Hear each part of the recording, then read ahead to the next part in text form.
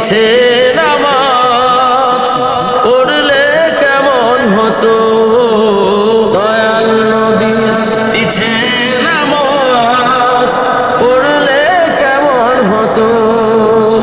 দিনই কত আলোচনায় থাকতাম আমি আদম, সামনে রাসূল পাক হতো, পাশে সাহাবাগণ, আবু বকর উমর উসমান আলী, সঙ্গী কেমন হতো।